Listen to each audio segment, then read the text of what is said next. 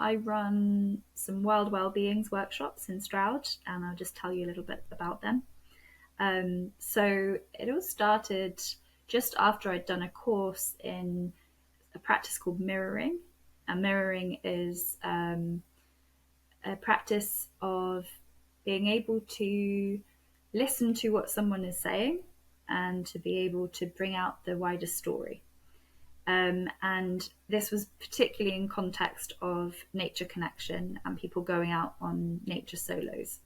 So someone goes out with a question or an intention into, for instance, the woods where I was based in Stroud, and they spend some hours there and then they come back. And as a guide, my practice is to listen to their story and show them the wisdom within it. So this really links back to the Wilder Journeys theme and finding the wisdom in nature. And so I'd just been on this training, and then I met a woman at a women's gathering in Stroud, and she said, "Oh, that sounds so intriguing. I'd love to try that. Can you come and do a session at my house for me and a couple of friends?" And so we got together, and I sent them off into the woods with an intention, and they came back and we shared stories, and I gave my own reflections back on what I heard in their story. And this particular woman, Naomi, said, "Wow, this is incredible. Like, we can do something with this together," because I do something called systemic constellations.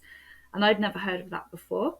And I was very curious about it. And she said, let's try doing something together.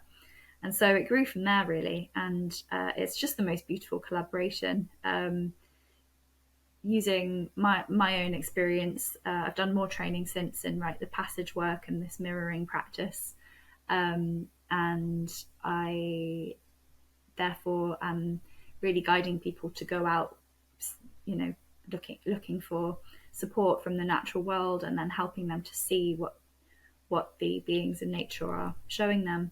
And my colleague Naomi helps people to set their intention to go out based on natural objects, and that's part of the systemic constellations, and also looking at what blocks and barriers there might be preventing them from being able to manifest those intentions.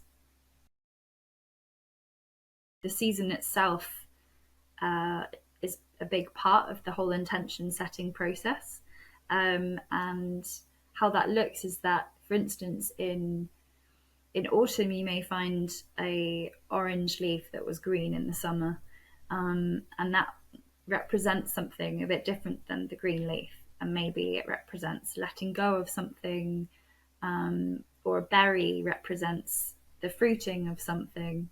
And that often influences people in their intention setting because we're working with these objects. So people's intentions are often quite aligned with the seasons. And there isn't one season, I don't think, that is better to set intentions than any other. I think it's all about being conscious with it and being really wanting it to be true and to work with it. And different seasons have different qualities, as you said, and often the winter workshop, there'll be a lot of people that really intend to slow down and to rest because that's what they feel life is wanting from them. And other people will have different ones because, there's some situation that's going on in their life that they feel they need to resolve or look at. But yeah, I'd say the tone is often set by what's happening in nature. We've got our winter retreat coming up in Stroud on the 16th and 17th of November.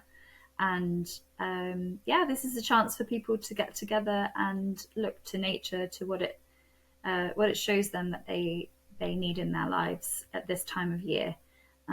Whether that be slowing down and resting, as I mentioned, with the kind of wintering feeling, or whether there's something else that's going on in their lives that they need to address.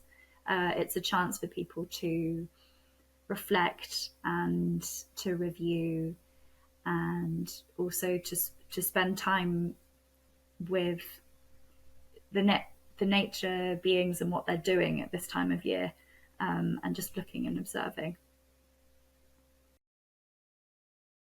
At the moment, I'm doing a PhD, which is about foraging, and I'm doing that because I had a long-term interest in ethnobotany, foraging, and what you can make and use from the environment. And um, I think there's partly the Wilder Journeys book inspired me to learn more about this, but it was also the PhD, for instance, in foraging was a long-term thing happening before the book.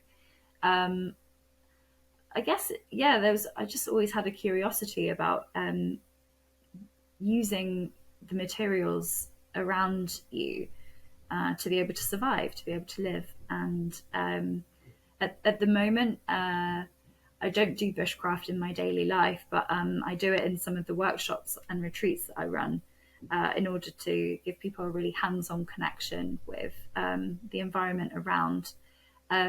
But still, in my daily life, I'm doing things like making uh, inks from plants, and also always finding different materials I can use to create something when I'm gardening, and that sort of thing. Um, but yeah, I do find that there's something really affirming, and it gives you confidence to be able to know how to, say, make a fire from the materials around you, rather than be reliant on things that are like from a shop. And it gives you, at least for me, it gives me a sense of confidence and a feeling of yeah, autonomy as well.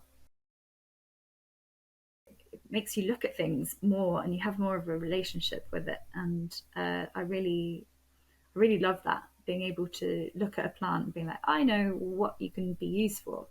I can make a spoon out of you, or I can use you as a medicine, or I can use you as an ink, or I can use you as food. And it really makes you appreciate like the abundance around you, and also our interconnection with everything and how we've evolved with it.